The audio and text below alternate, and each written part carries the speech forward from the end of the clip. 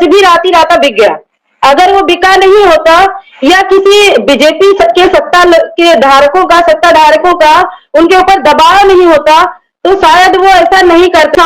अगर न्याय मांगने सुप्रीम कोर्ट में जाता है और जब सुप्रीम कोर्ट ही सुनवाई नहीं करेगी तो जनता कहाँ जाएगी, किसके आगे जाके जनता रोएगी। तो हम भी चुप बैठने वालों में से नहीं है। अरे जो मदन लाल सर है, जो ठगी पीड़ित जमाकर्ता परिवार संगठन पूरे भारत में चल चल के चला रहे हैं, लोगों को जागरूक कर रहे हैं और 350 कंपनियों का भुगतान कराने में लगे हुए। जब उनको जान से मारने की धमकी मिल सकती है तो हो सकता है सूर्यकांत जी को भी मिल गई हो, उनको भी धमकी मिली हो या फिर उन्हें घूस दिया गया हो, तभी तो वो रात ही रात अपना बयान बदल दिए। 6-7 साल बाद सुब्रत राय जी जेल में बंद मर गए, उसके बाद अब सहारा की जो विचार कर रहे हैं, वहां जहाँ भी सहारा की प्रॉपर्टी है उन सभी प्रॉपर्टियों को बेच रहे हैं। सभी प्रॉपर्टियों की कुर्की होती है कागजों पे मैंने देखा है कि कुर्की की जाती है, कागजों पे नीलामी होती है, और किसी जनता को जो पैसा मिले तब ना हम सच्चाई माने। सोच लिया है कि अब नेपाल जैसा हाल हमको करना पड़ेगा, क्योंकि हमारी जो 50 करोड़ जनता ठगी पीड़ित का शिकार बनी है। आज एक एक परिवार के लोग, एक एक गरीब परिवार के लोग जो जगह जगह जाकर रोती है, तो मानते कि बीजेपी सरकार ही गलत है, इनको सत्ता में रहना नहीं चाहिए, और ये फुल जो है सपोर्ट कर रहे हैं दोषियों। जितने भी 68 संगठन है पूरे भारत में, वो सभी संगठन मिलकर एक ही मुद्दा उठाए कि बीजेपी सरकार को सत्ता में नहीं रहना चाहिए। बीजेपी नेता नहीं चाहती, बीजेपी के लोग नहीं चाहते कि जनता का पैसा मिले।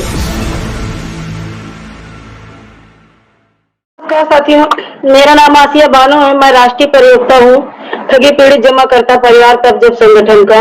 अभी जो हमारा देश भर में आंदोलन और धरना चल रहा है, अभी हम लोग 15 नवंबर को सुप्रीम कोर्ट में याचिका दायर की थी, 16 को हमारी सुनवाई थी। और दोपहर में जब हम लोग वहां पे गए तो हमारे लोगों के हित में वहां के वकीलों ने बताया कि फैसला आप लोगों के हित में आने वाला है, लेकिन न जाने क्या हुआ रातों रात में, जो कि वहां के जो हमारे जस्टिस थे सूर्यकांत जी, उन्होंने रात ही रात अपना बयान बदल दिया। और बयान बदलने के बाद उन्होंने जो हम लोगों ने कलेक्ट्रेट को बनाया था, जो एडवाइजरी में उन्होंने कलेक्ट्रेट को रखा था, उसकी जगह पे हमारे राष्ट्रीय अध्यक्ष मदन लाल सर को रख दिया गया। तो अभी हम लोग जो है दोबारा से फिर रिव्यू पिटीशन डालने की तैयारी में लगे हुए, और अगर इस बार हम लोगों का सुनवाई नहीं होगा तो दोबारा क्यूरेटिव में भी जाएंगे, पुनर्याचिका दायर करेंगे। उसके बाद में तब भी नहीं होगा तो हम लोगों ने प्रण लिया है कि संसद पर घेराव करेंगे। तो जो आप लोग दिल्ली में मिले थे उस दिन तो आप लोग ये बता रहे थे कि सुप्रीम कोर्ट ने फैसला दिया है कि हाँ जिला कलेक्टर अब इस पर कार्रवाई करें, लेकिन रातों रात आखिर क्यों बदल गया फैसला? देखिए, उस दिन तो उन्होंने बताया था हम लोगों को कि जो है जितने भी जिले के कलेक्टर हैं उनको सौंपा जाएगा और वो इसकी देखरेख करके लोगों का भुगतान करेंगे। लेकिन हमें लग रहा है कि कहीं ना कहीं वो जज भी रात ही राता बिक गया। अगर वो बिका नहीं होता या किसी बीजेपी के सत्ता के धारकों का, सत्ता धारकों का उनके ऊपर दबाव नहीं होता तो शायद वो ऐसा नहीं करते। उन्होंने कहा कि 2 दिन बाद आप लोगों को लेटर मिल जाएगा। 2 दिन के बाद जब हमारा लेटर आया तो उसमें जो है उन्होंने एडवाइजरी कलेक्टर को हटाकर हमारे ही संगठन को बना दिया है। ऑर्डर आया, लेटर मिला और हम लोगों ने उसको पढ़ा भी, उसको देखा भी, लेकिन जो है ऑर्डर आने में जो भी उन्होंने कहते कुछ और है। देखिए ये होता क्या है, इसके पहले जो भी हमारे जस्टिस थे उनका नाम था सूर्यकांत जी। इन्होंने क्या कहा था, इनको सूर्यकांत जस्टिस थे और दूसरे थे हमारे जय माल्यवादी। इनको जो है रात ही राता खरीदा गया। ये रात ही राता सुप्रीम कोर्ट भी बिक गया, क्योंकि इंसान अगर न्याय मांगने सुप्रीम कोर्ट में जाता है और जब सुप्रीम कोर्ट ही सुनवाई नहीं करेगी तो जनता कहाँ जाएगी, किसके आगे जाके जनता रोएगी। तो हम भी चुप बैठने वालों में से नहीं है, इनका जवाब इनसे मांगेंगे। हम दोबारा हम रिव्यू पिटीशन दाखिल करने जा रहे हैं, जो शायद हमारा 3 से 5 अक्टूबर तक हो जाएगा। तो ये क्या इसमें आपको क्या लग रहा है कि किसकी कारीगरी हो सकती है? क्या सरकार की तरफ से कोई मिला हुआ है या जो कंपनियां हैं उनके तरफ से कोई दबाव है जो सुप्रीम कोर्ट पे या कोर्ट के जज पे अगर दबाव होगा तब कैसे फैसला हो? जी, बहुत बढ़िया। जितने जितने भी हमारे जो मदन लाल सर है, जो ठगी पीड़ित जमाकर्ता परिवार संगठन पूरे भारत में चल चल के चला रहे हैं, लोगों को जागरूक कर रहे हैं और 350 कंपनियों का भुगतान कराने में लगे हुए। जब उनको जान से मारने की धमकी मिल सकती है, तो हो सकता है सूर्यकांत जी को भी मिल गई हो, उनको भी धमकी मिली हो या फिर उन्हें घूस दिया गया हो, तभी तो वो राती रात अपना बयान बदल दिए हैं। जरूर कुछ ना कुछ ऐसा हुआ है। बीजेपी में जो बैठे हैं वो नहीं चाहते कि हमारा भुगतान हो। जब सुप्रीम कोर्ट का जज दिन में आके ऐसा बोलता है कि आप लोगों के हित में फैसला आएगा, फिर राती रात कैसे बदल सकता है? तो कुछ ना कुछ तो हुआ है, कुछ ना कुछ तो बीजेपी सरकार ने ऐसा किया है कि शायद उनको ये लग रहा है कि अगर हम ये फैसला इनके हित में दे देंगे तो काफी इनको पैसा देना पड़ जाएगा, और पैसा तो देना पड़ेगा ही, क्योंकि जो बस्ट एक्ट 2019 एक्ट कानून है, उस कानून में कहीं न कहीं सरकार की भी हिस्ट्री खंगाली जाएगी। उसमें कलेक्ट्रेट जितने आईजी डीआईजी है सबका खंगाला जाएगा, कोई बचेगा नहीं। इसीलिए उसे लागू करने से सरकार डरती है, तभी उन्होंने राती राता अपना फैसला बदलवाया सुप्रीम कोर्ट का। तो ये कुछ कंपनियों के साथ तो खैर ये है जो ये हो, उसी में कुछ कंपनियों को लेकर सरकार एक्शन में भी दिख रही है, जैसे सहारा के कुछ अधिकारियों की गिरफ्तारी भी हो रही है सीबीआई के द्वारा।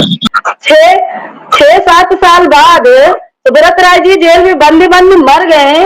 उसके बाद अब सहारा की जो विचार कर रहे हैं, सहारा का 5,000 करोड़ का अभी प्रॉपर्टी बिका, शायद आपने सुना भी होगा, ठीक है। अब बेचने कम से कम 100 में से 1-2 बंदे के खाते में पैसा पहुंचता है, क्योंकि सरकार जितना भी प्रॉपर्टी बेचती, बेचने का तो हमारी भी क्रेडिट कोऑपरेटिव सोसाइटी है, LUCC का भी उन्होंने ललितपुर का बेचा, अभी दिखाया उन्होंने। लेकिन क्या आज तक पूरे निवेशकों को पैसा मिला?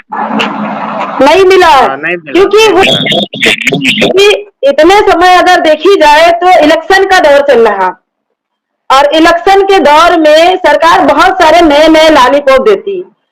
अभी वो सरकार इसमें लगी हुई है कि जनता उनकी तरफ आकर्षित हो जाए, वो जनता के हित में काम कर रहे हैं। लेकिन ये जनता खुद सोच ले, देख ले चीजों को कि क्या सरकार उनके हित में काम कर रही है। अब सुब्रत राय जी तो चले गए, उनके बेटे को पकड़ने से क्या मतलब? उनकी जितनी देनदारी थी उससे 2 गुना ज्यादा प्रॉपर्टी की सरकार के पास है सहारा का, फिर भी अभी तक किसी को पैसा नहीं मिला। तो दिया भी गया तो जी बोलिए। अभी जो सुब्रत राय का जो घर है जहाँ उनका परिवार रहता है गोरखपुर में, अब खाली करने का आदेश दिया गया है, अभी सूचना जो आई है। हाँ, उन्होंने खाली करने का आदेश दिया है। सुब्रत राय जी के घर खाली करेंगे, वो तो सब कुछ खाली करा रहे, जहां जहां भी सहारा की प्रॉपर्टी है उन सभी प्रॉपर्टियों को बेच रहे हैं। सभी प्रॉपर्टियों की कुर्की होती है कागजों पे मैंने देखा है कि कुर्की की जाती है, कागजों पे नीलामी होती है, और किसी जनता को जब पैसा मिले तब ना हम सच्चाई माने। तो ये उनका जो बेटा है राय जी का, उसका तो कहना यही है कि हमारे पिताजी जो किए हैं तो उनसे देने से 2 गुना ज्यादा उन्होंने दिया सरकार को, फिर का है सरकार इतना देर लगा रही। तो इसका मतलब फिर क्यों सरकार नहीं चाहती भुगतान हो? जी बिल्कुल, सरकार नहीं चाहती भुगतान हो। अगर एक छोटा सा कोई गुनाह कर दे, कोई इंसान एक गुनाह कर दे, अभी इतने समय जो चल रहा है देश में जातिवादिता को लेकर, सरकार क्या अच्छा काम करती? मेरे समझ से तो कुछ अच्छा काम नहीं करती भाई। दलितों को ब्राह्मणों से लड़ाना, मुस्लिम को हिंदू से लड़ाना, ठीक है, उसके बाद नए नए लॉलीपॉप दिखाती है कि वोट बटोरने के चक्कर में कि हमको वोट मिल जाए और हमारी सत्ता दोबारा आ जाए। अगर दोबारा इनकी सत्ता आई तो भारत सरकार में ना तो हिंदू चैन से जिएगा और ना मुसलमान चैन से जिएगा, ना ही कोई दलित चैन से जिएगा। दूसरी चीज, अभी जो चल रहा है, हमारे मदन लाल सर हम लोग 2-4 दिन से बराबर ट्विटर पे लगे हुए, जब से हम लोग दिल्ली से आए हैं हम लोग बराबर ट्विटर पे लगातार ट्वीट कर रहे हैं। हमारे सर को जान से मारने की धमकी दी गई, इन्हीं के बीजेपी के नेताओं ने जान से मारने की धमकी दी। क्यों दिया भाई? क्योंकि कोई गुनाह कर नहीं रहे मदन लाल सर हमारे, पूरे भारत में जाकर अपने भारत मुक्त भारत बनाने का काम कर रहे हैं। और चाहिए भी कि ऐसे चोर दलाल जो सत्ता में है या जिन्होंने नई नई कंपनियां बनाई, उसको लॉन्च किया, जनता का पैसा लूटा, उन कंपनी के जितने भागे हुए ठग हैं उनको तो पकड़ के लाने का काम नहीं कर रही सरकार, गरीब जनता को परेशान कर रही है। तो जो उनके आगे आप लोगों का क्या प्लान है? आगे हमारा प्लान ये है कि हम रिव्यू पिटीशन डालेंगे, पुनर्याचिका दोबारा दायर करेंगे, और अगर हमारा पुनर्याचिका पे भी सुनवाई नहीं होती है तो हम दोबारा से उसको जो है क्रिएटिव में भी डालेंगे। क्रिएटिव में डालने के बाद हमने सोच लिया है कि अब नेपाल जैसा हाल हमको करना पड़ेगा, क्योंकि हमारी जो 50 करोड़ जनता ठगी पीड़ित का शिकार बनी है। आज एक एक परिवार के लोग, एक एक गरीब परिवार के लोग जो जगह जगह जाकर रोती है। अगर एक एजेंट थोड़ा सा पैसा उठाया और उसने जमा कर दिया तो एजेंट के ऊपर तुरंत पुलिस कार्रवाई करती है। आज 2-3 दिन पहले की बात है, जहांगीराबाद थाने से एक आदमी का मुझे फोन आया कि मैडम जी हमको थाने में बैठा रहे, जबकि मामला क्या था, उन्होंने पैसा उठाया और कंपनी में जमा कर दिया, जमा करके बांड दे दिया। ठीक है, तो वो एजेंट दोषी हो गया और उत्तम सिंह राजपूत, शबाब हुसैन जी, शबाब हुसैन रिजवी और समीर अग्रवाल दोषी नहीं हुआ। उसको पकड़ने का काम नहीं कर रही सरकार। क्यों नहीं कर रही है? तो कहीं ना कहीं सरकार ही तो उनको छुपा के बैठा रही है। भाई समीर अग्रवाल विदेश में बैठा है, पर उत्तम सिंह राजपूत तो लखनऊ में है। हमारी कुछ बहनें वहां थी, गार्डन लखनऊ गई थी, उन्होंने बताया कि यहाँ उत्तम आए हैं डोनेशन करने के लिए, दान देने के लिए मंदिर में गए थे। तो क्या सरकार को नहीं पता कि उत्तम खुलेआम घूम रहा है? बिल्कुल पता है। फिर ऐसे लोगों को सरकार जो है बाहर बाहर बेल कर देती है। और एक छोटा सा एजेंट जिसने 2 कमीशन के लिए काम किया, अपना इस बेरोजगारी में हर कोई चाहता है कि हम कहीं ना कहीं काम करके अपने घर की दाल रोटी चलाएं, क्योंकि महंगाई इतनी ज्यादा है। ठीक है, उसने काम करके घर की दाल रोटी चलाई, वो भी सरकार का ही मोहर देखकर, कृषि मंत्रालय भारत सरकार का। और उसके बाद भी सरकार उन्हीं को दोषी बना रही, और जो दोषी है उनको फरार कर रही, उनको पूरा तरह से सपोर्ट कर रही सरकार। तो हम तो मानते हैं कि बीजेपी सरकार ही गलत है, इनको सत्ता में रहना नहीं चाहिए, और ये फुल जो है सपोर्ट कर रहे हैं दोषियों का। मेरा तो मानना यही है। हमारी सारी जब चुनाव आती है तो लोग तो फिर सरकार को ही चुन लेते हैं ना, सरकार फिर से आ जाती है। यही बेवकूफ लोगों ने गलती की थी, हमने भी गलती की थी। हम भी उस समय जो है समझते थे, इन्होंने बताया था कि हम आएंगे तो अच्छे दिन लाएंगे। क्या अच्छा दिन लाया इन्होंने? इनसे तो अच्छे पहले वाले सरकार थे, क्योंकि अगर पहले की सरकार चोर होती तो इतनी सारी कंपनियां नहीं जाती।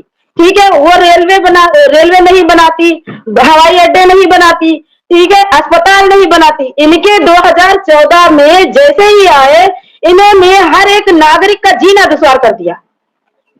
क्या बचा है हमारे पास?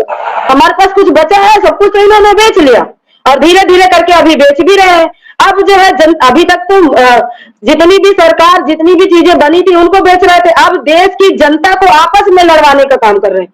फिर भी अगर जो अंधभक्त लोग, जितनी अंधभक्त जनता है वो नहीं समझ रहे, तो वो कहते थे ना पहले, कटोगे तो बटोगे, और अब आ गया वो समय कटने और बटने का।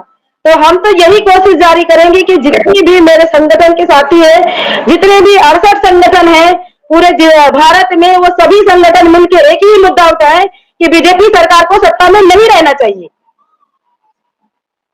तो ये सरकार तो ये भूमिका रही है आप लोगों की लड़ाई कंपनियों से ना होकर सरकार से हो गई है। जी, सरकार से क्यों नहीं होगी भाई? अगर एक गरीब इंसान है उसको कोई सताएगा तो किसके आगे जाएगा?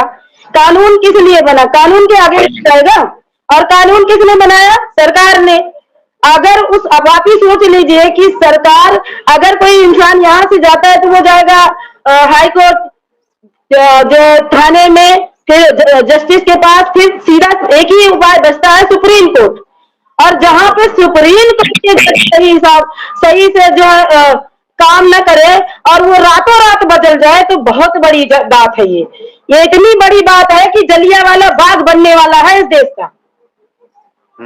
कहाँ जाएगी जनता? किससे आगे रहेगी भाई? दुनिया के सारे फैसले सुप्रीम कोर्ट तक जाते हैं। जब इंसान हर जगह से हार जाता है तो उसको एक ही रास्ता दिखता है, वो है सुप्रीम कोर्ट। और सुप्रीम कोर्ट में उन्होंने दिन में कुछ और कहा और 2 दिन बाद उन्होंने कुछ और कह दिया। तो किसके दबाव में कहा? या तो उन्होंने घूस लिया, या तो उनको बीजेपी नेताओं ने दबाव बनाया, या फिर बीजेपी के नेताओं ने कहा कि ये फैसला बिल्कुल मत करिए, क्योंकि बीजेपी नेता नहीं चाहती, बीजेपी के लोग नहीं चाहते कि जनता का पैसा मिले। तो जिसकी सरकार वही दबाव बना सकता है, अगला कोई तो बना ही नहीं सकता। जज के ऊपर कौन बना देगा? बिल्कुल बिल्कुल। तो अब बिहार में तो चुनाव है, जो निवेशक हैं वो क्या फैसला लेंगे, किधर जाएंगे? बिहार में चुनाव भी आने वाला है, घोषणा होने वाली है। बिहार के जितने भी हमारे ठगी पीड़ित जमाकर्ता परिवार साथी हैं, जिनका कईयों कंपनियों में पैसा लगा हुआ है, वो सब हमारे साथ हैं और वो इस चुनाव में बीजेपी का सपोर्ट नहीं करेगी। वो सब बीजेपी को वहां नहीं रुकने देंगे और सभी लोगों का हम लोग बराबर रेगुलर टच में रहते। हमारे जितने साथी हैं वो एक जन आंदोलन की तैयारी में लगे हुए हैं। 15 नवंबर को सीधे दिल्ली सांसद घेराव करेंगे और इनकी सत्ता कहीं बिहार में भी नहीं चलने देंगे हम। बिहार में तो देखो इनका जीतना मुश्किल ही है। अगला कार्यक्रम आप लोगों का दिल्ली में है, कहाँ कर रहे हैं, क्या कर रहे हैं? अगला कार्यक्रम हमारा सीधे दिल्ली में सांसद घेराव, संसद का घेराव 15 नवंबर जी 15 नवंबर को। चलिए, तो आप कोई चलते चलते कुछ मैसेज देना चाहेंगे आप जो निवेशक हैं उनको? मैं अपने निवेशकों से हाथ जोड़कर निवेदन करती हूँ कि हम लोग दिखाते हैं कि हम 50 करोड़ ठगी पीड़ित जमाकर्ता परिवार संगठन के लोग हैं और 50 करोड़ जनता से मेरा यही कहना है कि अपनी संख्या बल को और बढ़ाइए और कोशिश करिए ज्यादा से ज्यादा जनमत तैयार करने की, क्योंकि साथियों वो दिन आ गया है जब हमें भी अपने लिए जंग का ऐलान करना होगा। हम सरकार से इस कदर की लड़ाई नहीं कर पाए, ऐसे नहीं। अगर सुप्रीम कोर्ट जवाब नहीं दे रहा है तो हम सरकार से जंग का ऐलान करेंगे सीधे और सांसद का धुलाई करेंगे, सांसद का घेराव करेंगे, सुप्रीम कोर्ट की धुलाई करेंगे, सुप्रीम कोर्ट का भी धुलाई जो घेराव करेंगे। कुछ भी कहे, लेकिन ये सब जो जितने भी चोचले हैं ये सारे उन लोगों के हथकंडे हैं, वो जो चोर दलाल लोग जो लापता हो गए हैं, जैसे उत्तम सिंह राजपूत है, समीर अग्रवाल जी हैं, सुब्रत राय जी तो चले गए, उनके बेटे हैं और कई कंपनी एल्युमिनियम है, पल्स है, इन सभी कंपनियों के जो सीएमडी रहे, इन सब ने ये लोग जो है जनता को गुमराह करने की बात कर रहे हैं, क्योंकि जो चीज सेंटर से बंद हो चुका, सीआरसीएस के यहाँ से उसका जो है साइड ही बंद कर दिया गया, उसको दोबारा कैसे खोलेंगे? अगर खोलना ही था तो स्वीकार करके उसी समय खोल देते। अब हम लोग इस बात को बर्दाश्त नहीं करेंगे, क्योंकि लगभग हमारे 5 से 6 हजार एजेंट मर चुके हैं। हम लोग जब एजेंटों की लाश उतारते हैं, फांसी लगी हुई, उनको ले जाकर पोस्टमार्टम कराते हैं, उस समय हमारे दिल पे क्या बीतती है हम ही जानते। तो अब ये सब हम होने भी नहीं देंगे। और मैं तो और कहना चाहती हूँ जो है अपने संगठन के साथियों से कि कुछ कंपनियां और भी आई हैं पूरे भारत में जो अभी डॉलर बेस पे काम कर रही है, लोगों को बराबर लूटने का काम कर रही है। ऐसी कंपनियों पर भी बैन लगाया जाए और उन कंपनियों को जितना भी डॉलर बेस कंपनी चल रहा है उन सबको बंद किया जाए। जो ये क्रिप्टो करेंसी पे जो काम चल रहा है उसको जी उसको बिल्कुल बंद किया जाए, क्योंकि हमारा ये एलयूसीसी प्रकरण होने के बाद अभी कुछ दिन पहले हमारे यहाँ पे एक एबीएमपीएल करके आया था, मार्मिटवाद करके आया था, उसके कुछ साथी मेरे पास आए थे, मुझसे बोल रहे थे कि हमें भी एफआईआर करना है और कम से कम किसी का 10 लाख, किसी का 7 लाख, किसी का 5 लाख ऐसे चला गया। तो विदेश की कंपनियों को देश में क्या लूटने के लिए सरकार आने देती है? भाई अपने देश को विदेशियों से लुटवा रही सरकार, क्यों ऐसा काम कर रही है? क्या चाहती है सरकार? बिल्कुल जितनी भी क्रिप्टो करेंसी काम हो रहा है, जी बिल्कुल प्लानिंग के तहत सारा काम हो रहा है। सरकार जानबूझ के ऐसा कर रही है, नहीं तो सरकार को छान विचार करके इन कंपनियों को भी बैन करना चाहिए। जो कंपनियां अच्छे से चल रही है उनको बैन करने का दम था इनमें, और जो कंपनियां अभी लूट रही बराबर उनको बैन करने का दम नहीं है। उस पर छान विचार करके उसको भी बंद करने की कोशिश करें। हम चाहते कि हमारा भारत बिल्कुल ठग मुक्त भारत बन जाए। कोई गरीब जो 2-3 बार 4 बार कंपनियों से लूटे गए वो दोबारा ना लूटे। धन्यवाद आपका।